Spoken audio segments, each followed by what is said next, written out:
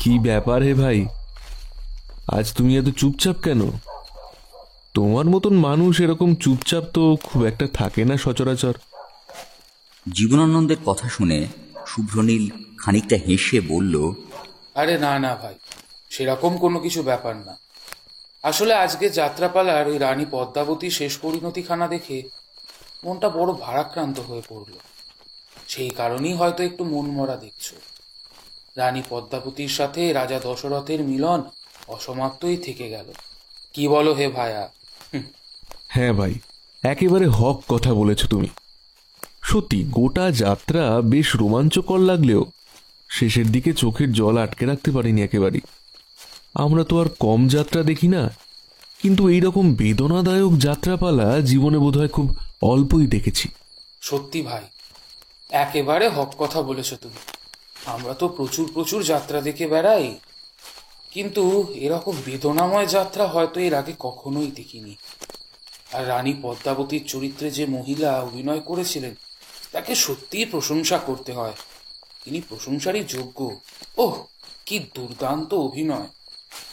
জীবনানন্দ এবং শুভ্রনীল দুজনেই একে অপরের অত্যন্ত ঘনিষ্ঠ বন্ধু, বা বলা চলে তারা হরিহর আত্মা। তাদের বাড়ি রত্নপুর গ্রামে। জীবনানন্দ এবং শুভ্রনীল উভয়ই যাত্রা ভীষণ ভালোবাসে। যেখানে যে গাঁয়ে যাত্রার খবর তারা পায় সেখানেই দেখতে যায় দুই বন্ধু মিলে। আজ তাদের গ্রাম রত্নপুর থেকে বেশ কিছুটা তফাতে একটি গ্রামে যাত্রাপালা অনুষ্ঠিত হচ্ছিল। সেখানে যাত্রা দেখতে গিয়েছিল তারা। ফিরতে ফিরতে বেশ অনেকটাই রাত্রি হয়ে গেল। বর্তমানে তারা নিজেদের মধ্যে কথোপকথনে অত্যন্ত ব্যস্ত। আজ খুব সম্ভবত অমাবস্যা, সেই কারণেই আকাশে এতটুকু চাঁদ ওঠেনি। কেবলমাত্র কয়েকটা নিষ্প্রভ নক্ষত্র বহু দূর থেকে যেন অভ্র কণার মতো এদিকে ওদিকে ছড়িয়ে ছিটিয়ে রয়েছে বিক্ষিপ্তভাবে। অন্ধকারের মাত্রা এখন এতটাই বেশি যে সামান্য কয়েক হাত তফাতে কি রয়েছে তা দেখা পর্যন্ত দুঃসাধ্য হয়ে দাঁড়িয়েছে। রত্নপুর গ্রামের মূল রাস্তায় পা রাখতেই কেমন যেন গাটা শিরশির করে ওঠে জীবনানন্দের। একটা শীতল বাতাসের দমকা হাওয়া যেন ঝাঁপিয়ে পড়ে তার ওপর। গাটা কেমন যেন ভারী হয়ে যায় মুহূর্তের মধ্যে। শুভ্রনীল ততক্ষণে নিজের মনেই গুনগুন করে গান গাইতে গাইতে এগিয়ে চলেছে। শরীরটা কেমন যেন ছমছম করে ওঠে জীবনানন্দের। সে উপলব্ধি করে তার হৃদয়ের মধ্যে একটু একটু করে একটা সূক্ষ্ম ভয় যেন দানা বাঁধতে শুরু করেছে। জীবনানন্দ যে খুব একটা ভীতু প্রকৃতির ছেলে তেমনটা একেবারেই নয়। এর আগেও তারা বেশ কয়েকবার বিভিন্ন গ্রামে যাত্রাপালা দেখে অনেক রাত করে গ্রামে ফিরেছে, কিন্তু কই কোনোবার তো এইরকম অস্বস্তিকর অনুভূতি তার হয়নি। এত ভয় তার লাগেনি। তবে এবার তার হলো কি? এইসব কথা ভাবতে ভাবতেই জীবনানন্দ মশগুল হয়ে পড়েছিল। আর ঠিক এমন সময় শুভ্রনীল রাস্তার মধ্যে থমকে দাঁড়িয়ে পড়ে। পিছন ফিরে তার দিকে তাকিয়ে বলল, কি ব্যাপার হে ভায়া? বেশ অনেকক্ষণ ধরেই দেখছি তুমি কেমন যেন ভাবনা চিন্তায় চিন্তিত হয়ে পড়েছ। কি এত ভাবছো তুমি? শুভ্রনীলের কথায় প্রথমটা চমকে উঠল জীবনানন্দ। তারপর একটা শুকনো ঢোক গিলে নীরস কণ্ঠে বলল, কি জানি ভাই, আজকে হঠাৎ করে কেন যেন একটা অদ্ভুত অস্বস্তি হচ্ছে মনের মধ্যে। কিরকম যেন গা ছমছমে একটা ভয় বুঝি একটু একটু করে গ্রাস করছে হৃদয়কে। জীবনানন্দের এই কথা শুনে শুভ্রনীল এবার খানিকটা হেসে রসিকতার সুরে বলল, এইসব তুমি কি বলছো ভাই? আজ হঠাৎ করে তোমার ভয় লাগছে? তুমি তো মোটেও ভয় পাওয়ার ছেলে না। এর আগেও আমরা দুই বন্ধু মিলে কতবার কত জায়গায় গিয়েছি, আর গ্রামে ফিরতে কত রাত হয়েছে তোমার মনে আছে তো নিশ্চয়ই। কিন্তু তখন তো কই তোমার এত ভয় লাগেনি। তাহলে আজ হঠাৎ তোমার ভয় পাওয়ার কারণ কি? তা জানি না ভাই শুভ্রনীল, তবে সত্যি আজ আমার মনটা কেমন যেন কু ডাক দিয়ে উঠছে বারে বারে। আমার মনে হচ্ছে আজ আমাদের সাথে ভয়ানক কোনো অঘটন ঘটবে। আরে ধুর, কি সব উল্টোপাল্টা কথা বলছো বলো তো তুমি? ওইসব তোমার মনের ভুল। বাস্তবে সেরকম কোনো কিছুই হবে না, আর হয়ও না। আমরা তো গ্রামের মধ্যে প্রবেশ করেই ফেলেছি, আর মাত্র কিছুটা পথ হেঁটে গেলে আমাদের ঘর। এটুকু চেনা রাস্তা যেতে আবার এত ভয় কিসের? শুভ্রনীলের এই সমস্ত কথা শুনে এবার মনে কিছুটা হলেও বল ফিরে এলো জীবনানন্দের। তারা আবার পুনরায় হাঁটতে শুরু করলো গ্রামের পথ ধরে। রাস্তার দুই ধারে থাকা শ্বেত আকন্দের ঝোপ থেকে ভেসে আসছে ঝিঁঝি পোকার ডাক। একটা নিশাচর পাখি মরা গাছের ডালে বসে কর্কশ স্বরে ডেকে চলেছে অবিরত এক নাগাড়ে। হঠাৎ করেই জীবনানন্দের কানে ভেসে এলো একটা খসখসে আওয়াজ। জীবনানন্দ একটু ঘাড় ঘুরিয়ে পিছন ফিরে তাকালো, কিন্তু কাউকে সে দেখতে পেল না। ওরা আবার হাঁটতে শুরু করলো। জীবনানন্দের কানে আবারও ভেসে এলো সেইরূপ খসখসে আওয়াজ। কোনো মানুষ মাটিতে পা ঘষে হাঁটলে খানিকটা এইরকম ধরনের আওয়াজ বের হয়। জীবনানন্দের বুকটা এবার কেমন যেন ধড়াস করে উঠল। সে নিজের মনের মধ্যে হওয়া সংশয় শুভ্রনীলকে জানানোর উদ্দেশ্যে তার কানের কাছে মুখ নিয়ে গিয়ে ফিসফিস করে বলল, ভাই ভাই, আমার মনে হচ্ছে কেউ আমাদের পিছু পিছু আসছে। জীবনানন্দের এই কথা শুনে শুভ্রনীল ভারী বিস্মিত হয়ে পড়ল। সে অবাক কণ্ঠে বলল, কি এসব তুমি কি বলছো ভাই? আমাদের কেউ পিছু নিতে যাবে কেন? আর তাছাড়াও রাস্তার দিকে তাকিয়ে একবার দেখো, যতদূর চোখ যায় ততদূর একেবারেই জড়মানবহীন। মানুষ তো দূরের কথা, একটা শিয়াল কুকুর পর্যন্ত রাস্তায় শুয়ে। তুমি বলছো কিনা কেউ আমাদের পিছু নিয়েছে? মাথাটা কি একেবারে খারাপ হয়ে গেল নাকি তোমার? শুভ্রনীলের ধমকানিতে এবার চুপ করল জীবনানন্দ। দুই বন্ধু মিলে যথারীতি আবার হাঁটা শুরু করল। তবে আরো বেশ কিছুটা রাস্তা হাঁটার পর জঙ্গলের ঝোঁক ঠেলে কি যেন একটা বেরিয়ে এলো ওদের থেকে মাত্র হাত পাঁচেক দূরত্বে। চাঁদনি আলো একটুও পতিত হয়নি ধরাতলে। সেই কারণেই সঠিকভাবে বোঝা গেল না যে প্রাণীটা আসলে ঠিক কি। তবে অন্ধকারে চোখ সয়ে আসতেই তারা দেখল জঙ্গল ঠেলে যে বেরিয়ে এসেছে সে আসলে একটি মানুষ। তবে মানুষের মতো দুই পায়ে না হেঁটে সে তার চার পায়ে হাতে ভর দিয়ে সাপদের মতো ভয়ানকভাবে হাঁটছে। তাই সে কারণে তাকে অনেকটা অদ্ভুত রকমের দেখাচ্ছে। সে এবার আরও কিছুটা এগিয়ে এলো তাদের দিকে, আর তাতেই তারা দেখল এক বৃদ্ধাকে। বৃদ্ধার মাথা ভর্তি সাদা চুল উঠছে সনের মতো। তার দুই চোখে যেন মণি বলে কিছু নেই, আছে শুধু বিদ্যুতের ছটা। এক তীব্র চোখ ধাঁধানো সাদা আলো জ্যোতি বেরিয়ে আসছে সেই বৃদ্ধার দুই চোখের অক্ষিকোটর হতে। তার মুখগহ্বরের ছুচালো তীক্ষ্ণ চকচকে সাদা দাঁত শানিত তলোয়ারের ফলার মতো উঁকি দিচ্ছে ঠোঁটের বাইরে। সেই বৃদ্ধা এবার খিলখিল করে হেসে উঠল, আর তার সেই অট্টহাসির শব্দ ধ্বনিত প্রতিধ্বনিত হলো গোটা রত্নপুরীর আকাশ বাতাস জুড়ে। অবস্থা বেগতিক বুঝে জীবনানন্দ আর শুভ্রনীল এবার পিছন ফিরে প্রাণপণে দৌড়তে শুরু করে। কিন্তু ততক্ষণে রত্নপুরের সেই বৃদ্ধা তথা রত্নপুরের রক্তপিশাচী তাদের উপর ঝাঁপিয়ে পড়েছে তরতাজা উষ্ণ রক্তপানের মুখে।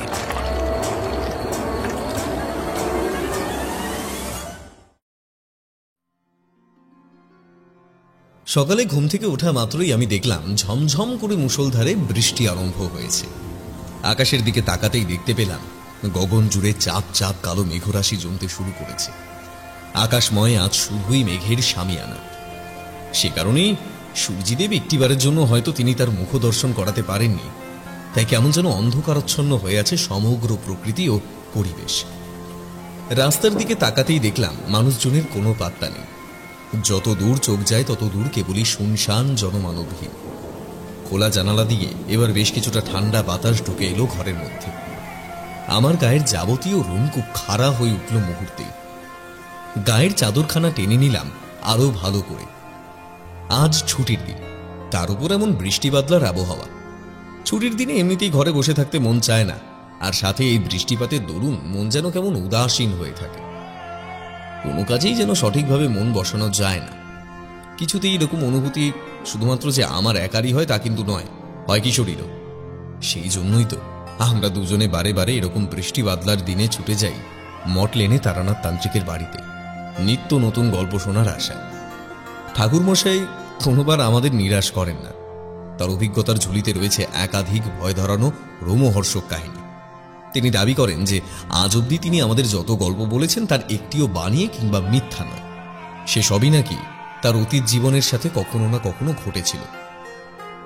কিশোরী সেই সমস্ত ঘটনার সত্যতা সম্পর্কে মাঝে মধ্যে কিঞ্চিত আপত্তি জানালেও আমি কখনো কোনোরূপ আপত্তি করি না, কারণ আমি জানি মানুষটার মধ্যে অনেক ক্ষমতা রয়েছে যা আমাদের মতো সাধারণ মানুষের নেই। এই সমস্ত নানান কথা ভাবতে ভাবতেই হঠাৎ করে খোলা জানালার দিকে আমার চোখ গেল, আর তাতেই আমি দেখলাম একটি ছাতা মাথায় কিশোরী হন্তদন্ত হয়ে এগিয়ে আসছে আমার বাড়ির দিকে। আমি বিছানা থেকে উঠে বন্ধ দরজার দিকে এগিয়ে গিয়ে দরজার আগল খুলে দরজাখানা খুলে রাখলাম, যাতে তার আসতে না কোনো রকম অসুবিধা হয় সেজন্য। কে ভাইয়া, কি করছো? কথাটা বলতে বলতেই কিশোরী সৌজন্যমূলক মৃদু হাসি হেসে প্রবেশ করলো আমার ঘরে। আমি চোখের ইশারায় তাকে বিছানার উপর বসতে বললাম, এই তো ভাই কিছুটা সময় আগেই ঘুম থেকে উঠলাম, তারপর জানলার দিকে তাকাতেই দেখলাম বৃষ্টি বাদলার মধ্যে তুমি ছাতা মাথায় দিয়ে বেশ হন্তদন্ত হয়ে এগিয়ে আসছো আমার বাড়ির দিকে। সেই জন্যই তো দরজাখানা খুলে রাখলাম আমি। এসো এসো বসো, আমি আমাদের দুজনের জন্য বরং দু পেয়ালা গরম গরম চা করি, কি বলো? সেই বরং ভালো হবে, এমন ঠান্ডার দিনে একটু গরম গরম চা নেহাত মন্দ হয় না।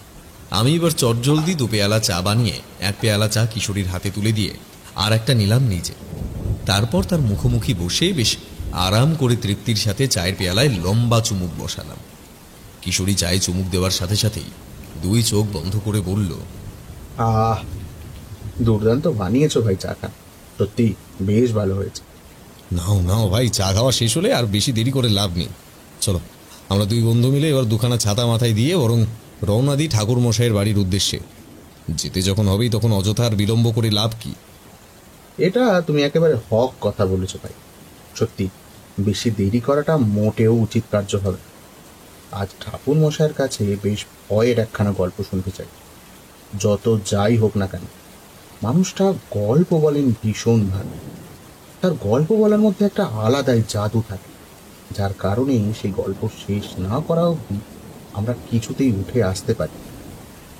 তবে তার গল্প কতখানি যে ঠিক আর কতখানি বেঠিক, কতখানি সত্য বা কতখানি মিথ্যে, সে বিষয়ে মাঝে মধ্যেই আমার সংশয় যায়।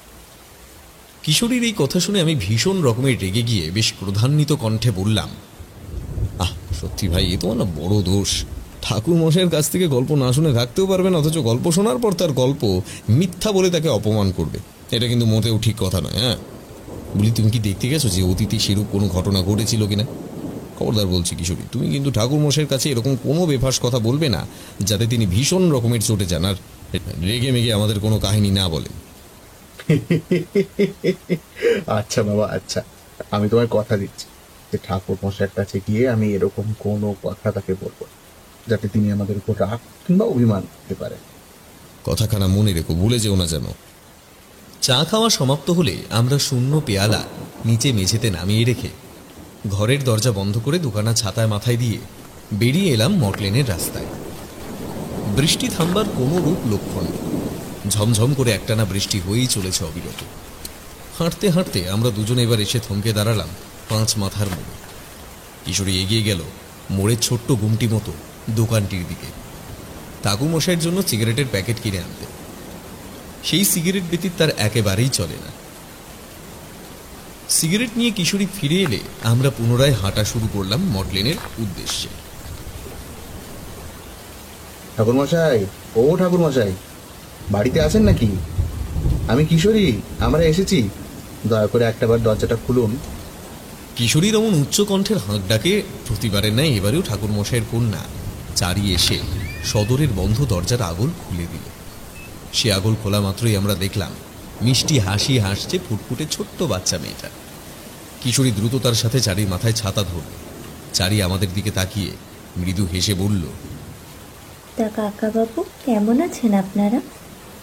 বেশ অনেকদিন বাদে আবার আমাদের বাড়ি এলেন, সব কিছু কুশল মঙ্গল তো? কিশোরী চারির দিকে তাকিয়ে তার এই প্রশ্নের উত্তরে বলল, হ্যাঁ চারিমা, আমরা বেশ ভালোই আছি। তা তোমরা ভালো আছো তো? আগে হ্যাঁ কাকাবাবু, ঈশ্বরের আশীর্বাদে আমরাও বেশ ভালোই আছি। কাকাবাবু, আসুন, আপনারা এভাবে আর বাইরে দাঁড়িয়ে থাকবেন না বৃষ্টির মধ্যে। বৃষ্টির জলে ভিজলে শরীর খারাপ হতে পারে। তাড়াতাড়ি ঘরের ভেতরে ঢুকে আসুন দেখি। আমি আর কিশোরী ঠাকুরমশাইয়ের বাড়ির সদর দরজা পেরিয়ে ঢুকে আসতেই ছোট্ট মেয়ে চারি পুনরায় দরজায় আগল তুলে দিল। ভিজে ছাতা আর জুতোখানা দেওয়ার এক কোণে নামিয়ে রেখে উপরে উঠে এলাম আমরা। তক্তপোষের উপর বসতেই চারি আমাদের কাছে এসে বলল, কাকাবাবু, আপনারা এখানে কিছুটা সময় বসুন, আমি বরং আপনাদের জন্য গরম গরম দুপেয়ালা চা করে আনি। চারির এই কথায় কিশোরী এবার প্রশ্ন করল, তা কি ব্যাপার চারিমা, বাবা মশাই কি বাড়িতে নেই নাকি? আগে না কাকাবাবু, তিনি বাড়িতে নেই, একটু বেরিয়েছেন কি যেন দরকারে। তবে আপনারা চিন্তা করবেন না, তিনি হয়তো একটু সময় পরেই ফিরে আসবেন। আপনারা বসুন, আমি আপনাদের জন্য গরম গরম চা করে আনি। এই কথা বলে চারি এবার সোজা প্রবেশ করলো রন্ধনশালার ভিতর। আমি আর কিশোরী একে অপরের মুখের পানে চেয়ে বসে রইলাম। মাত্র স্বল্প কিছুটা সময়ের পরেই চারি এসে আমাদের জন্য দিয়ে গেল 2 পেয়ালা লেবু চা আর একটি বড় পাত্র করে বেশ অনেকটা পরিমাণে মুড়ি মাখা। মুড়ি মাখার সাথে ছিল কচি নরম শশা, কিছুটা সামান্য লবণ, কয়েকটা কাঁচামরিচ আর কুসুম বীজ ভাজা। খাবার দেখে চোখ যেন জল জল করে উঠল কিশোরীর। সে এক খাবল মুড়ি মুখে তুলে তা চিবুতে আরম্ভ করল। আমি চায়ের পেয়ালা ঈষৎ ফুঁড়িয়ে তাতে চুমুক বসালাম। ঠিক এমন সময় বন্ধ সদর দরজার অপর প্রান্ত হতে ঠক ঠক শব্দে কড়া নাড়ল কেউ। আমি তক্তপোষের উপর থেকে উঠে বন্ধ দরজার দিকে এগোতেই যাচ্ছিলাম, ঠিক এমন সময় চারি রান্নাঘরের ভেতর থেকে বেরিয়ে এসে বলল, কাকাবাবু, আপনি বসুন, আমি যাচ্ছি, নিশ্চয়ই বাবা মশাই এসছেন। এই কথা বলে চারি ছাতা মাথায় দিয়ে উঠোনে নেমে এগিয়ে গেল সদরের দিকে। আমি আবার বসলাম তক্তপোষের উপর। সদরের দরজা খোলার সাথে সাথেই ঘরের ভেতর ঢুকে এলেন তারানাথ তান্ত্রিক এবং প্রায় তারই সমবয়সী আরেক বৃদ্ধ মানুষ। ঠাকুর মশাইয়ের সঙ্গে থাকা ওই মানুষটি আমাদের কাছে সম্পূর্ণ অপরিচিত। এর পূর্বে আমরা তাকে কখনো দেখিনি, ঠাকুর মশাইয়ের বাড়িতে কিংবা অন্য কোথাও। ঠাকুর মশাই তার কন্যা চারির উদ্দেশ্যে বললেন, চারিমা, ইনি হলেন আমার বাল্যকালের বন্ধু ভবতোষ। ভবতোষ আমাদের গ্রামেরই ছেলে। আমরা প্রায় একসাথে ছোটবেলা থেকে বড় হয়েছি। আজ বহুদিন বাদে হঠাৎ করে ভবতোষের সাথে দেখা হয়ে গেল বাজারে।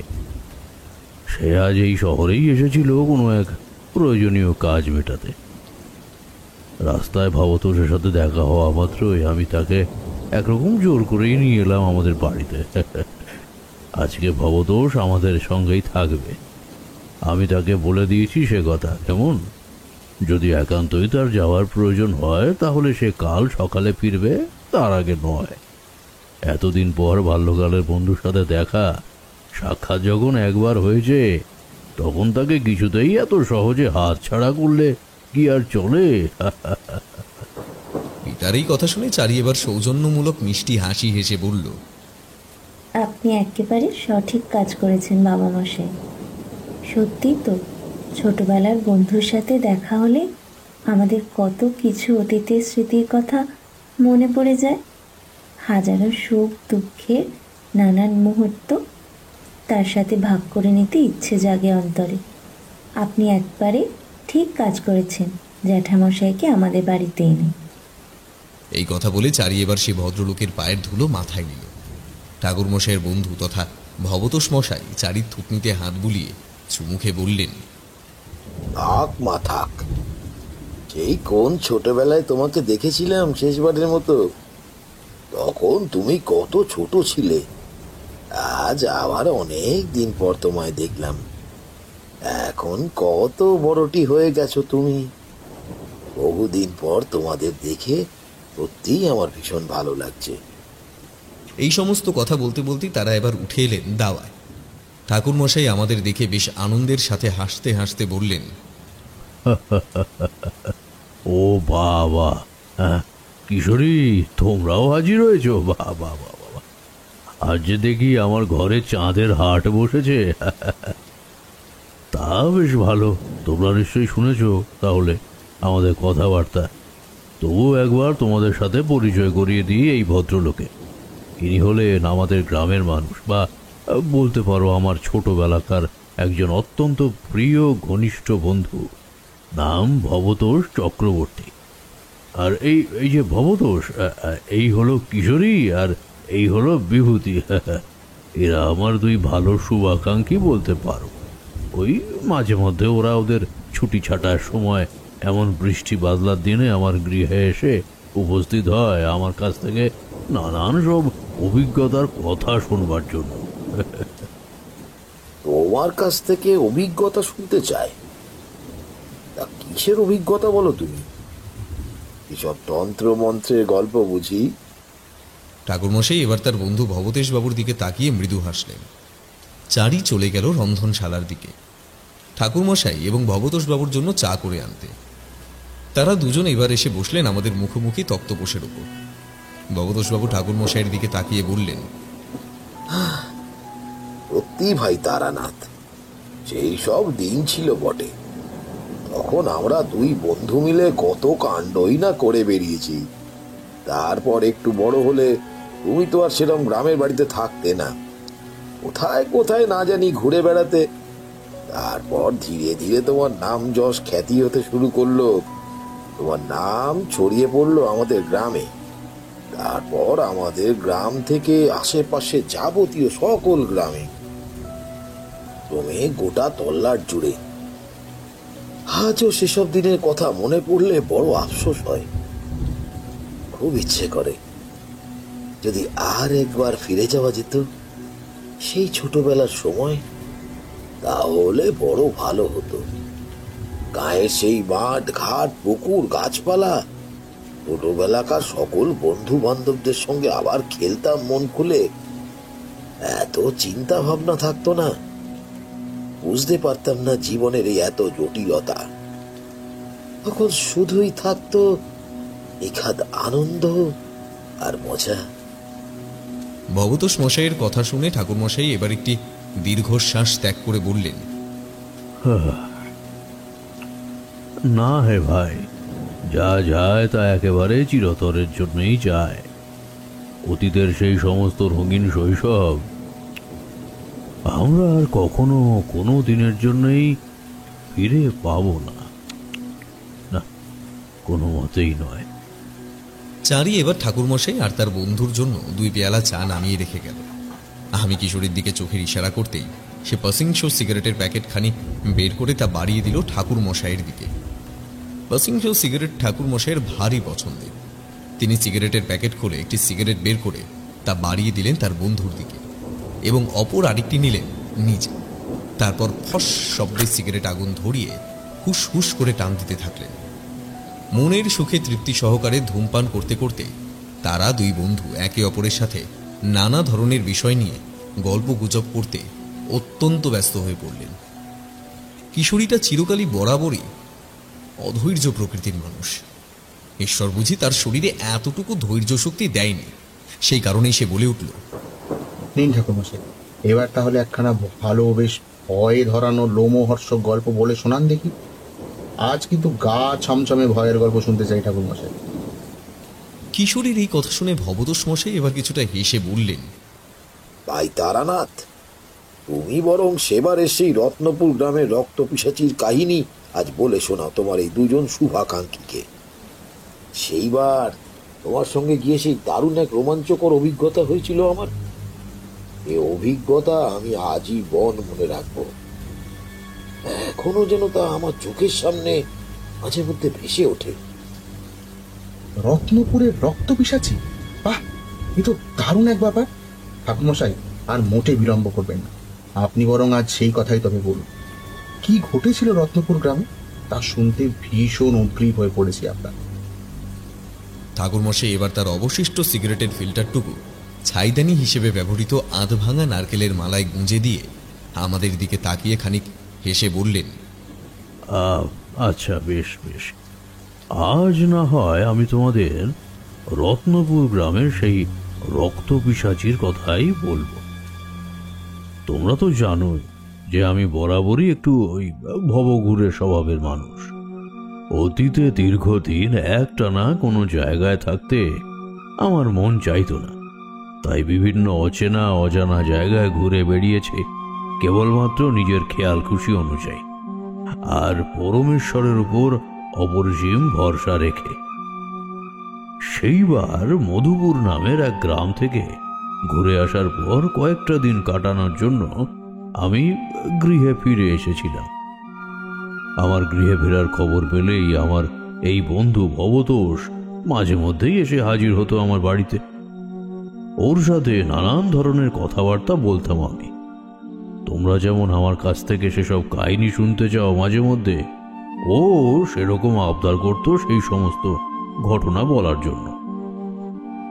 ভবতোষের সাথে আমি বসে গল্প করতাম, ঘন্টার পর ঘন্টা কখন যে সময় কেটে যেত এভাবেই বুঝতেই পারতাম। তো যাই হোক, সেবার বাড়ি ফিরে এক দুপুর বেলায় আমি আর ভবতোষ মধ্যাহ্ন ভোজন সেই সবেমাত্র সেরে দুখানি পানের খিলি দুই বন্ধু মিলে মুখে পুরে তা চিবোতে শুরু করেছি। ঠিক এমন সময় আমাদের ঘরের বন্ধ সদর দরজার উপর কি যেন ধাক্কা দিল। এরূপ করাঘাত বা ধাক্কার শব্দ যাই বলো না কেন, তা আমার খুব পরিচিত, কারণ বিপদগ্রস্ত মানুষেরা যখন আমার কাছে ছুটে আসে বিপদ থেকে উদ্ধারের আশায়, তখন তারা এতটাই উত্তেজিত ও চঞ্চল হয়ে থাকে যে এইরকমই অত্যন্ত দ্রুততার সাথে তাড়াতাড়ি দরজার কড়া নাড়ে। তা আমি বেশ বুঝতে পারলাম বন্ধ দরজার ওদিকে যে ব্যক্তি দাঁড়িয়ে রয়েছে সে আশা করি নির্ঘাত কোনো না কোনো বিপদে ঠিক পড়েছে। দরজা খুলবার জন্য আমি উঠতেই যাচ্ছিলাম, ঠিক এমন সময় ভবতোষ বলল, তুমি এখানেই বসো তারানাথ, আমি গিয়ে দরজা খুলছি। এই কথা বলে ভবতোষ এবার এগিয়ে গেল বন্ধ সদর দরজার পানে। তারপর সদর দরজার আঙুল খুলে কোনো এক ব্যক্তির সাথে সে কথা বলতে শুরু করলো। তাদের কথা বলা শেষ হলে সে এবার উচ্চ কণ্ঠে আমার উদ্দেশ্যে বলল, তারানাথ, তোমার সঙ্গে একজন দেখা করতে এসেছে। আমি এবার বললাম, আচ্ছা বেশ, সেই ব্যক্তিকে নিয়ে তুমি ভেতরে ঢুকে এসো। আমার কাছ থেকে অনুমতি পাওয়ার পর এবার ভবতোষ তাকে গৃহের অভ্যন্তরে ঢুকে আসার কথা বলল। আমি দেখলাম সদরের চৌঘাট পেরিয়ে ঘরের ভিতর প্রবেশ করল এক স্বল্প বয়স্ক যুবক। যুবককে দেখে ভারী মায়া হলো আমার মনে হলো সে কয়েকদিন যাবৎ হয়তো কিছুই খেতে পায়নি, সেজন্য কেমন যেন শুকিয়ে গেছে তার চোখ মুখ। তার মাথার চুল এলোমেলো উস্কো খুস্কো, তার চোখের তলায় জমাট বাঁধা গাঢ় কালির আস্তরণ, গায়ের জামা কাপড় ধুলোময়। আমি তার দিকে তাকিয়ে এবার প্রশ্ন করলাম, কে তুমি? কি নাম তোমার? কোথা থেকে আসছো? আমার সাথেই বা কি দরকার? আমার একসাথে করা এতগুলি প্রশ্ন শুনে সেই যুবক কেমন যেন হকচকিয়ে গেল। আমি তাকে চোখের ইশারায় বসতে বললাম। সে আমার নিকট এসেই ধপ করে বসে পড়ল মাটির মধ্যে। আমি ঘর থেকে কিছুটা জল এনে তার দিকে তা বাড়িয়ে দিয়ে বললাম, এই নাও, তুমি সবার আগে এই জলটা খেয়ে নাও। চোখে মুখে ঠান্ডা জলে ছিটেও দাও একটু, এতে কিছুটা হলেও স্বস্তি বোধ করবে তুমি। তুমি নিশ্চয়ই কোনো এক গভীর চিন্তার মধ্যে রয়েছ, তা আমি বিলক্ষণ বুঝতে পারছি।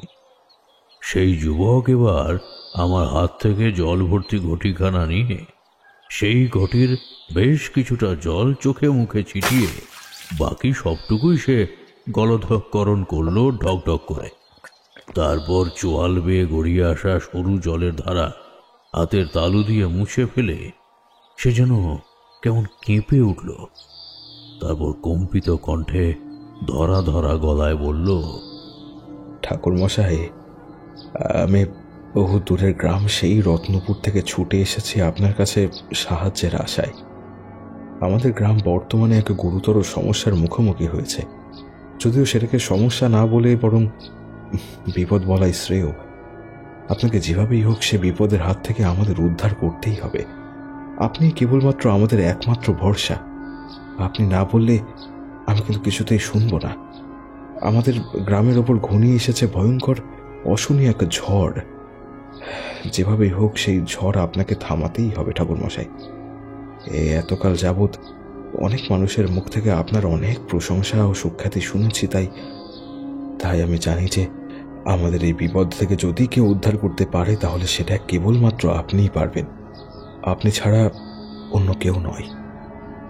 আচ্ছা, সবই তো না হয় বুঝলাম, কিন্তু তার আগে তুমি তোমার নাম পরিচয়খানা দাও তো। তারপরে বলো তোমাদের গ্রামে ঠিক কি হয়েছে এমন যার জন্য তুমি এতটাই বিচলিত এবং এত দূর থেকে আমার সাহায্যের প্রার্থনা করতে এখানে ছুটে এসেছো। সবকিছু খোলসা করে বললে তবেই না আমি বুঝতে পারবো। বলো। ছি ছি, দেখেছেন কাণ্ড। ঠাকুরমশাই আমাকে মার্জনা করবেন। এতক্ষণ ধরে আপনার সাথে আমি এতগুলো কথা বললাম, অথচ নিজের নাম ধাম আমি বলতেই ভুলে গিয়েছি। আমার নাম চিত্রপ্রসাদ। আমি সেই উত্তরের গ্রাম রত্নপুরের বাসিন্দা। ঠাকুরমশাই কি বলবো আপনাকে, আমাদের গ্রামে রীতিমতো মৃত্যু ঝড় শুরু হয়েছে। গায়ের মধ্যে প্রতি রাতে অজস্র অগণিত মানুষ যারাই বাইরে বের হচ্ছে, কোনো কারণে কিংবা অকারণে পরদিন সকালে ভোরের আলো ফুটলে তাদেরই মরদেহ পাওয়া যাচ্ছে। তবে তাদের মৃতদেহ সম্পূর্ণ রক্তশূন্য অবস্থায় মিলছে।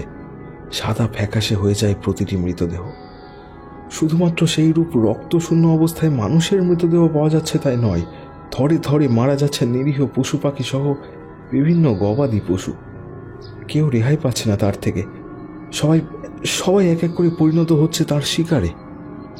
চিত্রপ্রসাদের মুখ থেকে এই বিবরণ শুনে আমার কপালে এবার ভ্রুকুটি দেখা দিল। আমি এবার তার উদ্দেশ্যে প্রশ্ন করলাম, কি ব্যাপার চিত্রপ্রসাদ? তুমি বারবার তার বলতে আসলে কার কথা বলছো? কে তোমাদের কাউকে রেহাই দিচ্ছে না? সবাই কার শিকারে পরিণত হচ্ছে প্রতি রাতে? আমি দেখলাম আমার এই কথা শুনে চিত্রপ্রসাদের মুখ জুড়ে যেন একটা ভয়ের কালো মেঘ ঘনিয়ে এলো। সে থেমে থেমে কাটা কাটা ভাবে উত্তরে বলল, প্রতিটা মৃতদেহের কোনো না কোনো এক অংশে পাওয়া যাচ্ছে দুটি বৃহৎ বড় বড় মাপের দন্তের চিহ্ন। কেউ যেন সারা রাত্রি যাবৎ তাদের রক্ত চুষে খেয়েছে। আমাদের গ্রামের অধিকাংশ মানুষই অনুমান করছে এ কোনো ভয়ানক পিশাচিনীর কাজ। ঠাকুরমশাই, যা কিছু ঘটছে তারা আগাগোড়াই আপনাকে খোলসা করে বললাম। এতটুকু কোনো কিছু গোপন করিনি আপনার থেকে। এবার আপনি বিচার বিবেচনা করে দেখুন কি করা উচিত আর কি করা অনুচিত।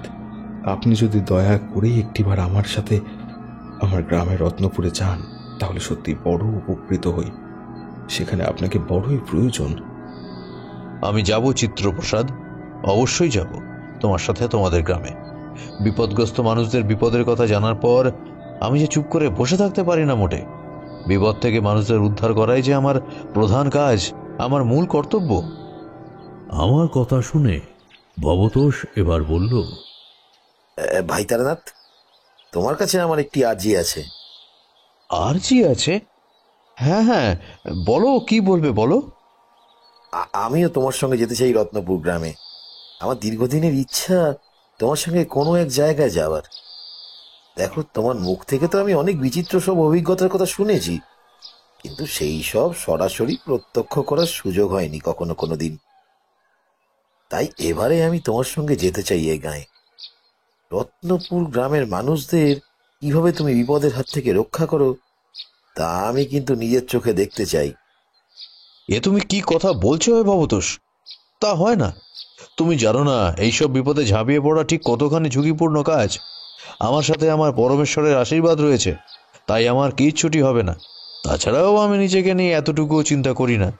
কিন্তু তুমি আমার সাথে গেলে আমি যে ভীষণ দুর্বল হয়ে পড়বো বন্ধু। তোমাকে নিয়ে আমার মনের মধ্যে নানান ধরনের দুশ্চিন্তার সৃষ্টি হবে। আমি তোমাকে কথা দিচ্ছি তারানাথ, আমাকে নিয়ে তোমার চিন্তা করার মতো কোনো কাজই আমি করব না। আমার আর ভবতোষের কথাবার্তার মাঝে এবার চিত্রপ্রসাদ বলে উঠল, আচ্ছা বেশ বেশ। আচ্ছা ঠাকুরমশাই, আপনার বন্ধু যখন আমাদের গ্রাম এত করেই যাবার জন্য আপনার কাছে অনুরোধ করছে, তখন বরং তিনিও আমাদের সাথেই চলুন। আপনারা উভয়েই আমার গৃহে থাকবেন। আপনাদের থাকা খাওয়ার কোনোরূপ অসুবিধে হবে না, সে কথা আমি দিচ্ছি আপনাদের। তাহলে আর কি, চলো আমাদের সাথে। তবে হ্যাঁ ভবতোষ, বারবার কিন্তু এরকম অনুরোধ করবে না। আসলে কি জানো তো, এতে ভীষণ ঝুঁকি থাকে জীবনের। আমি চাই না আমার সাথে কেউ এই সমস্ত বিপদগ্রস্ত মানুষদের সাহায্য করতে গিয়ে উল্টে সে নিজেই বিপদে পড়ে যায়। যাও, তুমি তোমার ঘরে গিয়ে কিছু প্রয়োজনীয় জিনিসপত্র সংগ্রহ করে নাও, আর বাড়িতে সকলকে জানিয়ে দাও এই বিষয়ে, কেমন? আমিও ঝোলার ভেতর গুছিয়ে নিচ্ছি আমার কিছু নিত্য প্রয়োজনীয় তন্ত্রক্রিয়ার সামগ্রী। স্বল্প কিছুটা সময় বাদে ফিরে এসো আমার গৃহে, তারপর একসাথে মিলে না হয় রওনা দেব রত্নপুর গ্রামের উদ্দেশ্যে, কেমন? আচ্ছা বেশ, ঠিক আছে ঠিক আছে, তাহলে ভাই আমি এবার এলাম। এই কথা বলে ভবতোষ একরকম প্রায় আনন্দে লাফাতে লাফাতে চলে গেল তার বাড়ির দিকে। আমিও বাড়িতে সবাইকে জানিয়ে দিলাম যে আমাকে একটিবার রওনা হতে হবে রত্নপুর গ্রামে। সেই মতো কিছু নিত্য প্রয়োজনীয় জিনিসপত্র ও তন্ত্র সামগ্রী লাল শালুর ঝোলার ভেতরে ভরে আমি আর চিত্রপ্রসাদ মিলে বেরিয়ে এলাম সদরের বাইরে। সদরের বাইরে এসে সামনের দিকে তাকাতেই দেখলাম আমার বন্ধু ভবতোষ এগিয়ে আসছে আমাদের দিকেই। তারপর আর কি, আমরা তিনজনে মিলে এবার গরুর গাড়িতেই উঠে বসলাম। আমাদের উঠে বসার সাথে সাথে গরুর গাড়ির চালক হালকা করে চাপড় মারল গরু দুটির পিঠে, আর তাতেই গড় গড় করে গাড়ি গড়াতে আরম্ভ করল। আমাদের গ্রাম থেকে রত্নপুর গ্রামের দূরত্ব অনেক বেশি না হলেও যেহেতু বেলা একেবারে শেষের দিকেই ছিল, তাই সেই গ্রামে পৌঁছতে পৌঁছতে সন্ধ্যার গাঢ় অন্ধকার নেমে এলো চরাচর জুড়ে। রত্নপুর গ্রামের রাস্তায় আমাদের গাড়ি প্রবেশ করার সাথে সাথে আমার হৃদয়ের মধ্যে একটা অদ্ভুত বাজে অনুভূতি কোথা থেকে এসে যেন ভিড় জমালো। আমার মনের মধ্যে বেশ তীব্রভাবে বেজে উঠল সেই বিপদ ঘণ্টাটা। আমি বুঝলাম এখানে ভয়ানক রকমের অশুভ কোনো কিছু ঘটছে, যার ইঙ্গিত ঈশ্বর আমায় দিলেন। চারিদিকে তাকাতেই দেখলাম পথ ঘাট একেবারে শুনশান ফাঁকা। এমন সন্ধ্যার সময় গভীর রাতের থমথমে নিস্তব্ধতা যেন বিরাজ করছে গোটা গ্রামে। গাড়ির চালক একটা ছোট্ট টিমটিমে লণ্ঠন জেলে দিল। গাড়ির মধ্যে দুলকি চালে তুলতে লাগলো সেই লণ্ঠন, একবার এদিক থেকে ওদিকে, আবার ওদিক থেকে এদিকে। দোদুল্যমান সেই মৃদু সোনালি আলোর ছটা কিছুতেই যেন হেঁটে উঠতে পারল না চারপাশের বিভৎস কালো কুৎসিত দানবের ন্যায় ঘন অন্ধকারের কাছে। একটা দমকা হাওয়ায় হঠাৎ করে লণ্ঠনের আলো নিভে গেল। কয়েকবার চেষ্টার পরেও আর কিছুতেই জ্বালানো গেল না সেই লণ্ঠন। আমার মনে হলো কেউ যেন চায় না এই গ্রামের রাস্তায় এমন অন্ধকারের মধ্যে হঠাৎ করে এতটুকু এক চিলতে আলো জ্বলে উঠুক। বাতাসের বুকে কান পেতে আমি শোনার চেষ্টা করলাম কোনো কিছু। আমার মনে হলো কোনো এক ভয়ানক পিশাচিনী যেন খলখল করে অট্টহাসি হাসছে আর গভীরভাবে অপেক্ষা করছে তার নতুন শিকার ধরবার জন্য। আরো কিছুটা রাস্তা যাওয়ার পরেই আমার নজরে পড়ল অদ্ভুত কিছু একটা সরীসৃপের মতো এঁকে বেঁকে বুকে ভর দিয়ে যেন এগিয়ে আসছে আমাদের দিকে। ঘুটঘুটে অন্ধকারের মধ্যে প্রথমেই আমি বুঝতে পারলাম না যে জিনিসটা আসলে ঠিক কি। আমার হৃদয়ের মধ্যে সেই অদ্ভুত বিপদ ঘণ্টাটা কিন্তু বেজে উঠল বেশ জোরালো ভাবে। আমি উপলব্ধি করলাম আমার চারপাশের বাতাস যেন কেমন ভার হয়ে উঠছে ধীরে ধীরে। আঁধারে চোখ নিঃশ্বাস নিতেও খুবই কষ্ট হচ্ছে আমার। আঁধারে চোখ সয়ে আসতেই এবার আমাদের দৃষ্টিগোচর হলো এক অদ্ভুত ভয়ানক দৃশ্য, যা দেখা মাত্রই আমার সাথে থাকা চিত্রপ্রসাদ জ্ঞান হারিয়ে লুটিয়ে পড়ল গরুর গাড়ির মধ্যেই। গাড়ির চালকেরও অবস্থা ততক্ষণে তথৈবচ। ঠাকুরমশাই এবার একটু চুপ হতেই কিশোরী প্রশ্ন করল, কেন ঠাকুরমশাই, কি এমন দৃশ্য দেখলেন আপনারা যার কারণে আপনার সাথে থাকা গরুর গাড়ির চালক এবং চিত্রপ্রসাদের ওইরূপ অবস্থা হলো? কিশোরীর এই প্রশ্ন শুনে ঠাকুরমশাই এক অদ্ভুত দৃষ্টিতে তিনি তাকালেন আমাদের দিকে। তার চোখের মধ্যে যেন এক অচেনা অভিব্যক্তি ফুটে উঠল। তিনি এবারে থমথমে গলায় বললেন, আমরা উপস্থিত চারজনে দেখলাম মাঝ রাস্তায় ধুলোর মধ্যে সরীসৃপের মতো চার হাতে বয় কিংবা বলতে পারো বুকে ভর দিয়ে হাঁটতে হাঁটতে আমাদের দিকে এগিয়ে আসছে এক বৃদ্ধা। তবে সেই বৃদ্ধাকে দেখেই আমি বুঝলাম যে আসলে সে সাধারণ কোনো মানুষ নয়। তার মাথার সাদা চুল দমকা বাতাসের সাথে উঠছে এলো পাথাড়ি ভাবে। অক্ষিগটর থেকে ঠেলে যেন বেরিয়ে আসতে চাইছে তার দুই চোখ। সাদা বিজলির ছটা বহির্ভূত হচ্ছে চক্ষুদয় হতে। লৌহ শলাকার ধারালো ফলার মতো তীক্ষ্ণ দন্তরাশি বেরিয়ে এসেছে মুখ গহ্বরের বাইরে। অন্ধকারের কারণে তার মুখমণ্ডল পরিষ্কার করে সঠিকভাবে দেখা গেল না, তবে তার হাতে বড় বড় ধারালো নখ ছিল, এটুকুনি আমি দেখেছি। পরনে ছিল তার এক টুকরো মলিন শাড়ি। সেই সাদা শাড়ির আঁচল বন বন করে উঠছে সনসনে হাওয়ার সাথে। চিত্রপ্রসাদের কখন যেন জ্ঞান ফিরে এসেছিল। সে আমার কানের কাছে মুখ এনে ফিসফিস করে বলল, ঠাকুরমশাই, এই হলো এই গ্রামের সেই ভয়ানক রক্ত পিশাচি যার কথা আপনাকে বলেছিলাম এর পূর্বে। এই পিশাচিকে আমি কখনো দেখিনি, এই প্রথমবার আপনার সাথে তারে প্রত্যক্ষ করলাম। চিত্রপ্রসাদের কথাগুলো আমার যেন কান অবধি প্রবেশ করল না। আমাদের থেকে মাত্র সামান্য কিছু তফাতে থাকা সেই বৃদ্ধাই যে আসলে এক ভয়ানক অপশক্তি তা তো আমিও জানি বিলক্ষণই। তাই চিত্রপ্রসাদের সেসব কথায় আমি বিন্দুমাত্র কর্ণপাত করলাম না। আমি ততক্ষণে মনোযোগ সহকারে সেই বুড়ি তথা রক্তপিশাচির গতিবিধি লক্ষ্য করছি খুব নিখুঁতভাবে। হিংস্র বাঘিনী যেমন দীর্ঘদিন ক্ষুধার্ত থাকার পর আচমকা হঠাৎ করে কোনো নিরীহ শিকার পাওয়ার আনন্দে ঝাঁপিয়ে পড়ার প্রস্তুতি নেয়, সেই ভয়ানক রক্তপিশাচিও পুরোপুরি একইভাবে নিজের দেহটাকে পিছন পানে টেনে নিল প্রবল আক্রোশের সাথে সম্মুখভাগে ঝাঁপিয়ে পড়ার জন্য। মহা আনন্দে সে এবার মারাত্মক রকমের খিলখিল করে হেসে উঠল। তার সেই হাসির শব্দ যে কি সাংঘাতিক ভয় ধরানো তা তোমাদের ভাষায় বলে ব্যক্ত করতে পারবো না আমি, সে করা যাবেও না। ভবতোষ ততক্ষণে চুপটি মেরে বসে দেখছিল সমস্ত কিছু। সে যেন তার বাকশক্তি হারিয়ে ফেলেছিল।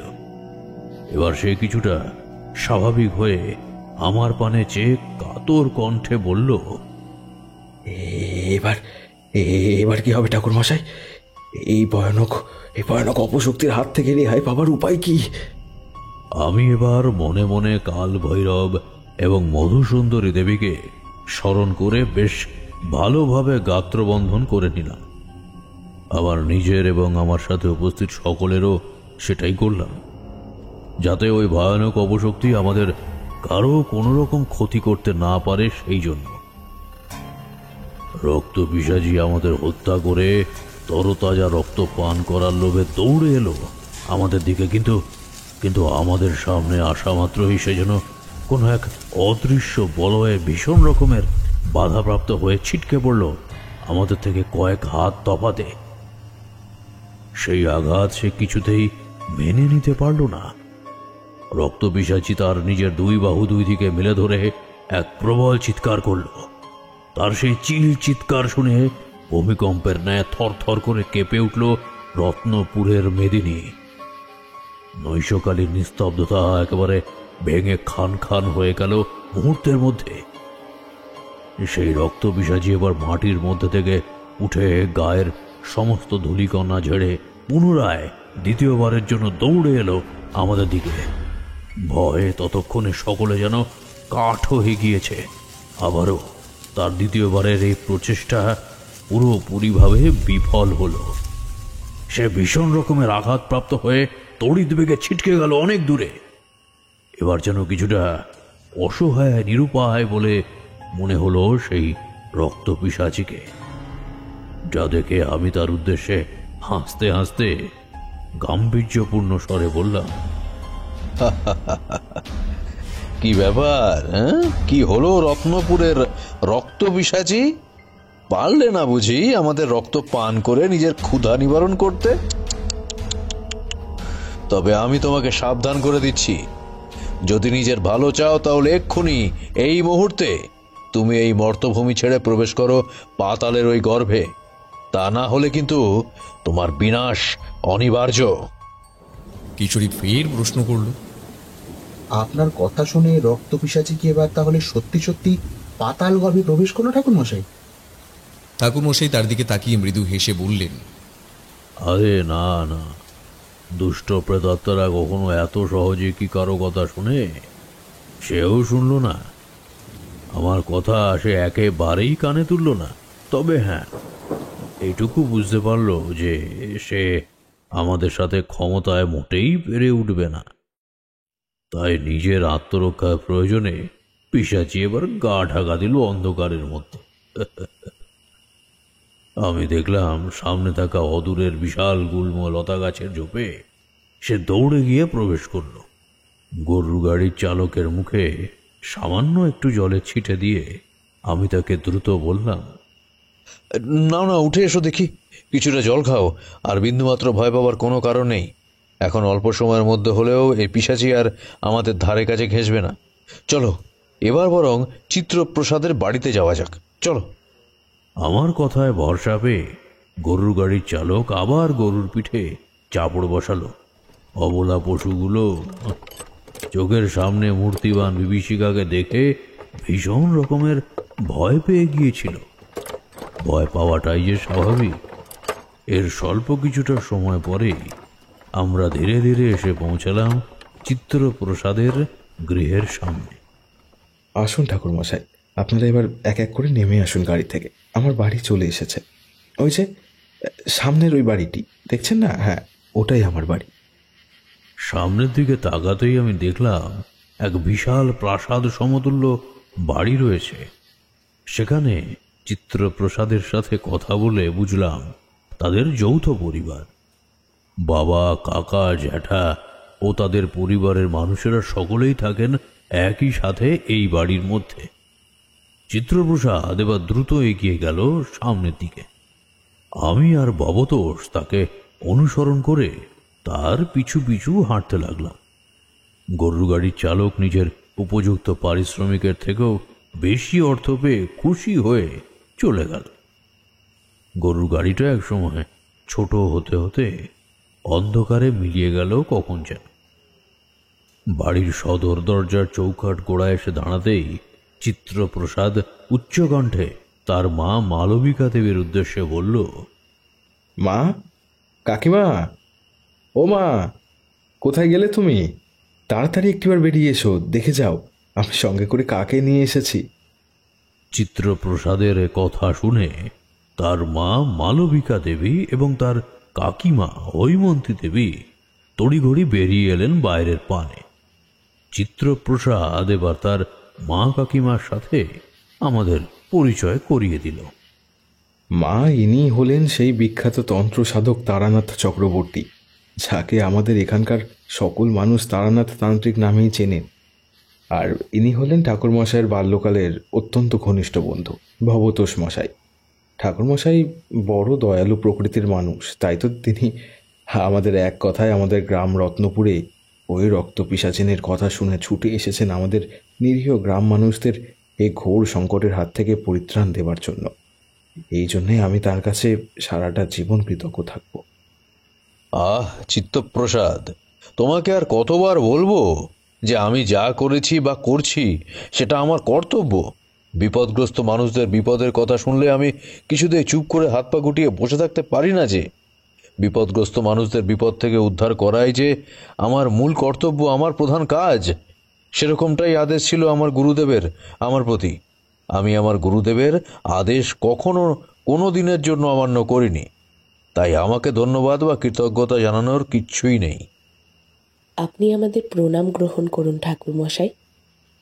আমাদের সত্যি বড় সৌভাগ্য যে আপনি স্বয়ং আমাদের গ্রামে এসে উপস্থিত হয়েছেন এই রক্ত পিশাচের হাত থেকে আমাদের গ্রামের সাধারণ মানুষদের উদ্ধার করার জন্য।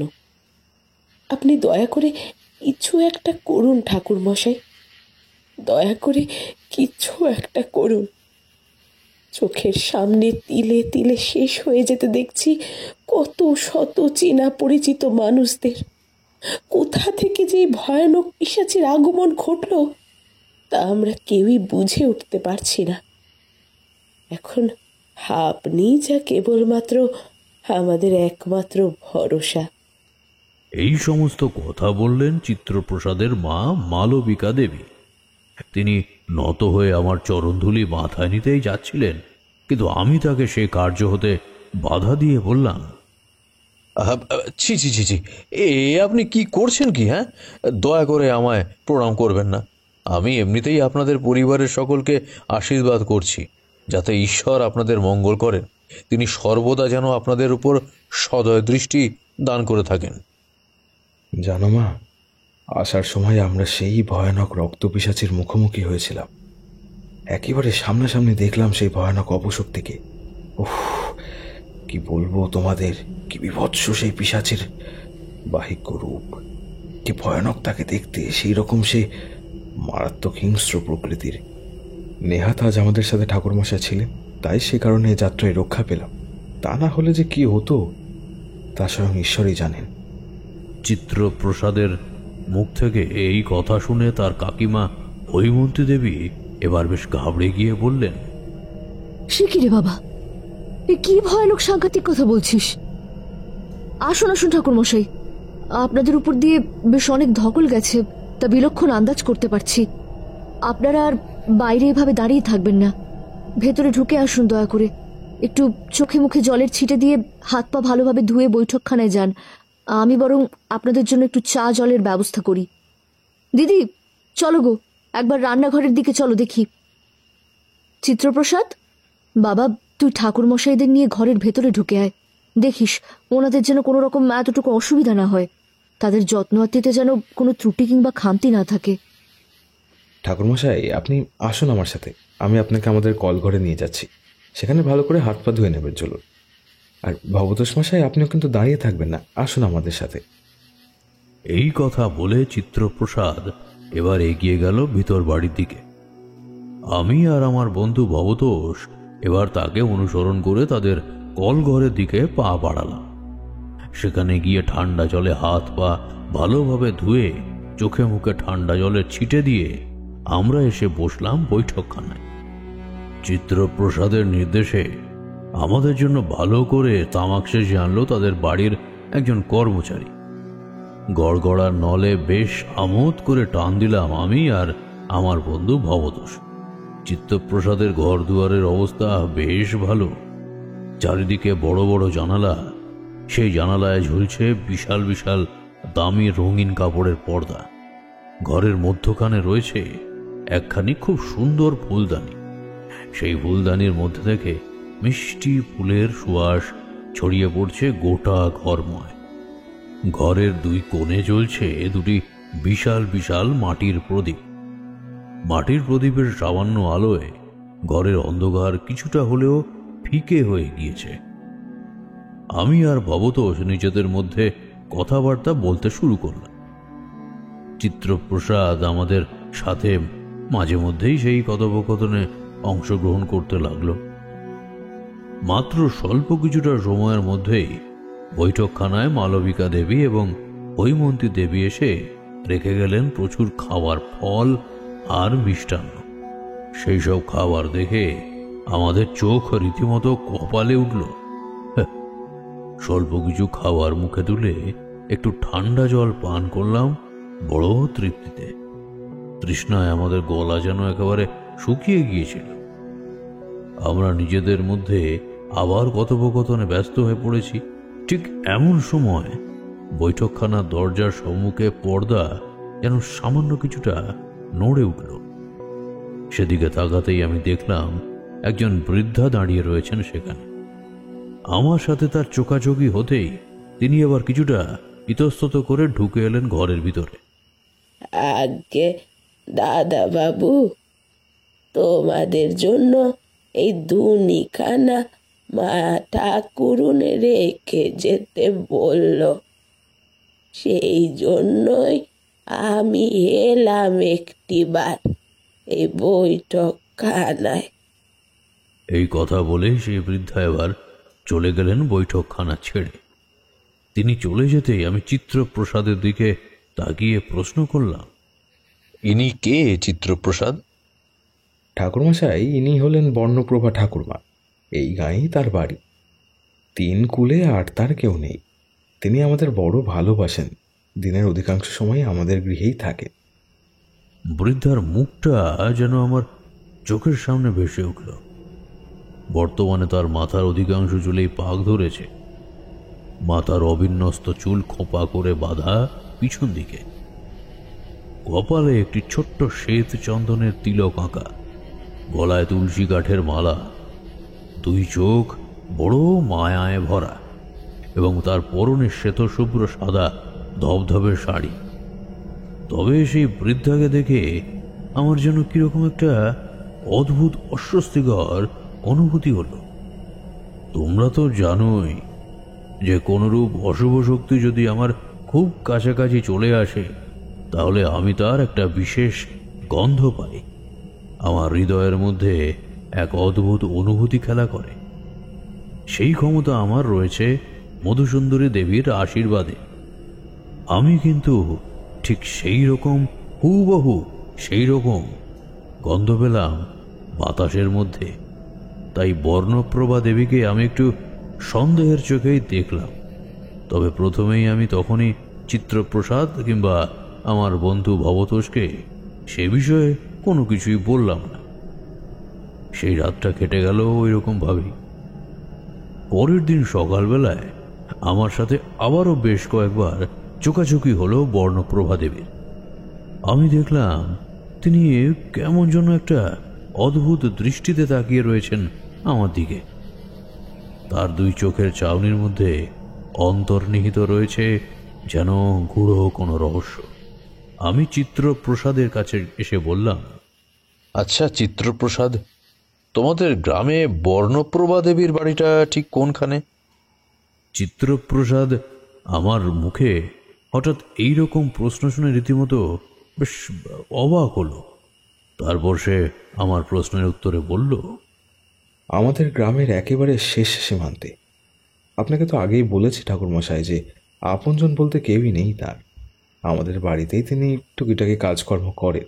মাস গেলে বাবা মশাই কিছু অর্থ তাঁর হাতে তুলে দেন, তাই দিয়েই তিনি তার নিজের পেট চালান। কিন্তু কেন ঠাকুরমশাই, মানে হঠাৎ করে আজ আপনি বর্ণপ্রভা ঠাকুরমার সম্বন্ধে জানতে চাইছেন কেন?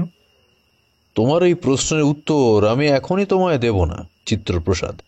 তার জন্য তোমাকে রাত অবধি অপেক্ষা করতে হবে। আজ রাতে আমি, ভবতোষ এবং তুমি, আমরা 3 জনে মিলে একটিবার যাব তোমাদের গ্রামের শেষ সীমান্তে। সেখানে বর্ণপ্রভা দেবীর বাড়িতে একটিবার আমাকে যেতেই হবে। তবে হ্যাঁ, এই কথা যেন আমরা এই 3 জন ছাড়া আর একটি প্রাণীও না জানতে পারে, সেদিকে খেয়াল রেখো। আমার এই কথা শুনে ভবতোষ এবার বলল, কেন তারানাথ, তুমি কি ওই বর্ণপ্রভা দেবীকে সন্দেহ করছো নাকি? আহ ভাই ভবতোষ, এখনই এত প্রশ্ন করো না হে। ধৈর্য ধরে অপেক্ষা করো, রাত্রি নাম্বার। আজ রাতেই তোমরা তোমাদের সকল প্রশ্নের উত্তর পেয়ে যাবে। আমার কথা এবার চুপ হলো ভবতোষ এবং চিত্রপ্রসাদ। তাদের চোখে মুখের অস্থির অবস্থা দেখে আমি বিলক্ষণ বুঝতে পারছিলাম তাদের মনে বর্তমানে কৌতূহলের বন্যা বয়ে যাচ্ছে। কিন্তু তখনই আমি এর থেকে বেশি আর তাদের কিছুই বলিনি এই ব্যাপারে। সারাটা দিন কেটে গেল একেবারে থমথমে ভাবে। অপরাহ্নের আলো ফুরিয়ে একসময় সন্ধ্যার জমাট বাঁধা অন্ধকার ঘনীভূত হয়ে এলো সমগ্র রত্নপুরের বুকে। রাত্রি আরও গভীর হলে আমি, চিত্রপ্রসাদ এবং ভবতোষ মিলে বেরিয়ে এলাম রত্নপুরের রাস্তায়। আমরা রত্নপুর গাঁয়ের শেষ সীমান্তের দিকে বর্ণপ্রভা দেবীর বাড়ির উদ্দেশ্যে হাঁটতে লাগলাম। আমার এবং চিত্তপ্রসাদের হাতে ছিল জ্বলন্ত দুটি মশাল। মশালের আগুনে পথ চিনে আমরা যেতে লাগলাম সামনের দিকে। এক টানা এতদূর গল্প বলার পর ঠাকুরমশাই এবার স্বল্প কিছুটা সময়ের জন্য একটু থামলেন। সিগারেটের প্যাকেট থেকে দুটি সিগারেট বের করে একটি নিলেন তিনি নিজে এবং অপর একটি দিলেন তার বন্ধু ভবতোষ মশাইকে। কিশোরীটা বড়ই অধৈর্য প্রকৃতির। সে এক হাতের তালুর উপর আর এক হাতের তালু ঘষতে ঘষতে বলল, এই তো গল্প একেবারে জমে উঠেছে দেখছি। বলুন বলুন ঠাকুর মশাই, তারপর কি হলো বলুন। সে কথা শোনার জন্য যে ভীষণ উতলা হয়ে পড়েছি। কিশোরীর এই কথা শোনার পর এবার ঠাকুরমশাই স্বল্প কিছুটা হেসে বললেন, কিশোরী, তুমি যে দেখছি সত্যি বড় উতলা হয়ে পড়েছ। আচ্ছা আচ্ছা, বেশ বেশ, হ্যাঁ শোনো তবে তারপর ঠিক কি ঘটল। তো আমরা তিনজনে মিলে এবার পর বর্ণপ্রভা দেবীর কুটিরের সামনে গিয়ে দাঁড়িয়ে দেখলাম ঘরের দরজা ভিতর থেকে বন্ধ। আমি চিত্রপ্রসাদের দিকে তাকিয়ে নির্দেশ দিলাম, চিত্তপ্রসাদ, আর দেরি নয়, এই ঘরের দরজা ভেঙে ফেলো তোমরা। আমার নির্দেশ পাওয়া মাত্রই চিত্রপ্রসাদ আর ভবতোষ মিলে এবার গায়ের ধাক্কায় সেই বন্ধ দরজার কপাট ভেঙে ফেলল। আর দরজা হাট হয়ে খোলা মাত্রই ভিতর থেকে একটা বোঁটকা গা গোলানো মাংস পচা গন্ধ এসে আমাদের নাক মুখ যেন চেপে ধরল। ভবতোষ কোনো রকমে নিজের বমন উদ্রেক নিয়ন্ত্রণ করল।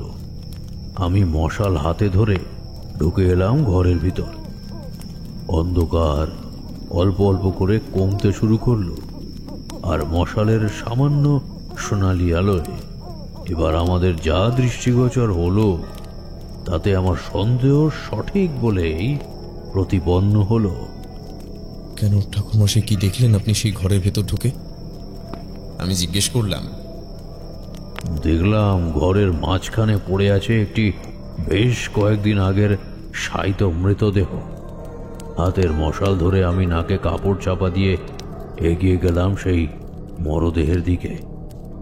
মরদেহটি যে বেশ কয়েকদিন আগের বাসি তা তার অবস্থা দেখেই আন্দাজ করা যায়। ইতিমধ্যে সমস্ত শরীর থেকে চামড়া খসে খসে পড়তে শুরু করেছে। মানুষটির চোখ মুখ বোঝার আর উপায় নেই বিন্দুমাত্র।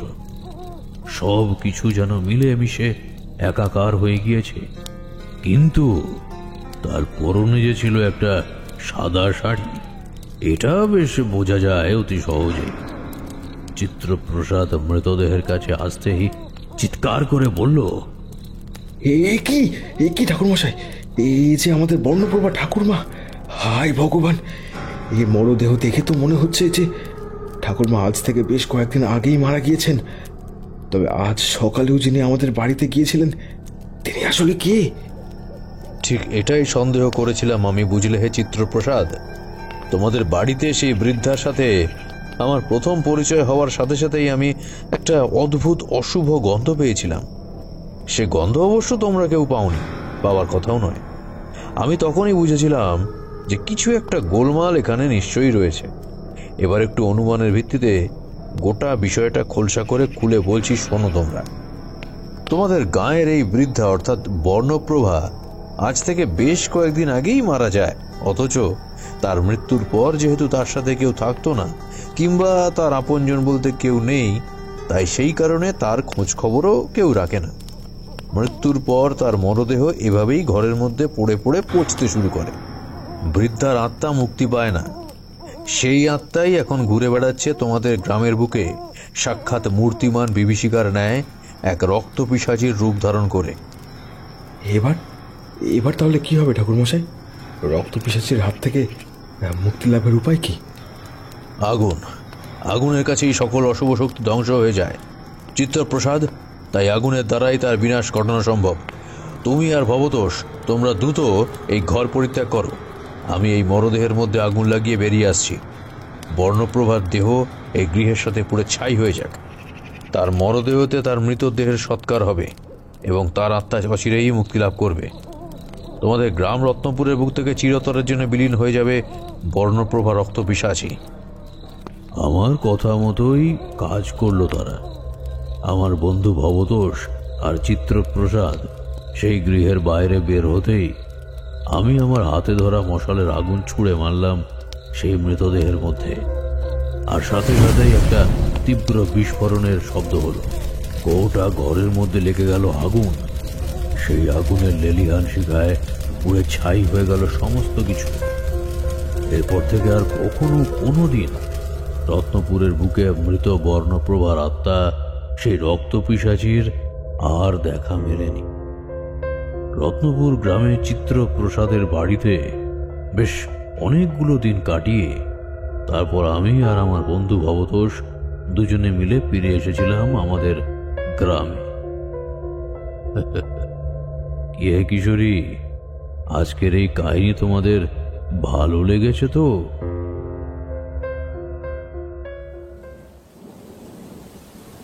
ঠাকুরমশাইয়ের এই প্রশ্নের উত্তরে এবার আমি বলে উঠলাম, কি যে বলেন ঠাকুরমশাই, আপনি আমাদের গল্প বলেছেন আর তা আমাদের পছন্দ হয়নি বলি আজ অবধি কি এরকম কোনো ঘটনা কবু ঘটেছে? বেশ দুর্দান্ত লেগেছে আজকের এই রক্ত পিশাচির কাহিনী। ঠাকুরমশাই, আজকের মতন এবার তাহলে উঠি আমরা। ঠাকুরমশাইয়ের কন্যা চারি এবার রন্ধনশালার ভেতর থেকে মুখ বের করে আমাদের উদ্দেশ্যে বলল, কাকাবাবু, আপনারা এখনই কিন্তু চলে যাবেন না। আমি আপনাদের জন্য খাবার তৈরি করেছি। সবাই মিলে আজ বেশ আনন্দ করে খাওয়া দাওয়া হবে। চারির মুখ থেকে খাবারের নিমন্ত্রণ পাওয়া মাত্রই কিশোরীর চোখ যেন জল জল করে উঠল। সে এবার রীতিমতো বেশ জাঁকিয়ে বসল। আমিও তার মুখের দিকে তাকিয়ে কিছুটা মুচকি হাসলাম। ঠাকুরমশাই আর ভবতোষবাবু এবার নিজেদের মধ্যে একটু গল্প গুজবে ব্যস্ত হয়ে পড়লেন। মেঘলা আবহাওয়ার কারণে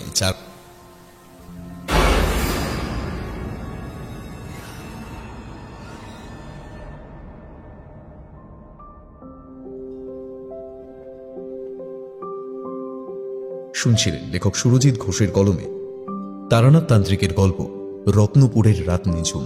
সম্পাদনা এবং কাস্টিংয়ে সৌরভ এবং মেঘনা, পরিচালনা এবং ভিডিওর ভিজুয়াল এফেক্টসে সৌরভ, এডিটিংয়ে সায়রো, পোস্টার ডিজাইনে কৃষ্ণেন্দু মণ্ডল। আমাদের গল্পগুলি ভালো লেগে থাকলে লাইক করে দেবেন এবং আপনাদের মূল্যবান মতামত কমেন্ট করে জানাতে ভুলবেন না। আরও নতুন নতুন গল্প শুনতে চ্যানেলটি সাবস্ক্রাইব করে পাশে থাকা বেল আইকনটি প্রেস করে দেবেন, যাতে নতুন কোনো গল্প এলে তার সরাসরি সবার আগে নোটিফিকেশন চলে যায় আপনার কাছে।